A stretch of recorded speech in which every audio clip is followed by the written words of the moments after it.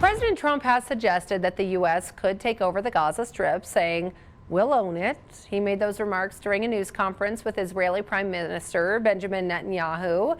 So we want to go live to our Joe St. George. He's in Washington, D.C. And Joe, President Trump is saying that Gaza will be the Riviera of the Middle East. But what's the seriousness of this plan? Well, this is one of those stories where if you're having your coffee and eggs with us and you're sipping your coffee, you're saying, wait a minute, what did they just say? What did the president just say about Gaza? I mean, for much of the world, if you go to the international papers this morning, this is the biggest story on the planet. A dramatic change in longstanding U.S. policy in the Middle East, suggesting military occupation even of the Gaza Strip, using U.S. military troops to turn, as you noted, President Trump's words, not ours, the Middle East, the Gaza Strip into the Riviera of the Middle East. You're raising the question of the day, and that is, how much political capital does President Trump want to spend on these ambitions, which have been condemned by the international community overnight? Leaders across Europe, Germany and France condemning the president's words. Leaders from China and Russia condemning them as well. Across the Arab world, Saudi Arabia, Jordan, Egypt also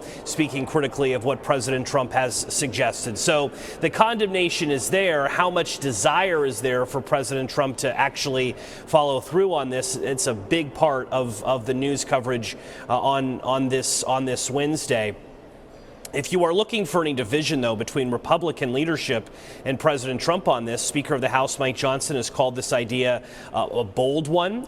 Secretary of State Marco Rubio has said that it's incumbent upon America to make Gaza beautiful again. Many Democrats, though, are warning, though, of the art of misdirection.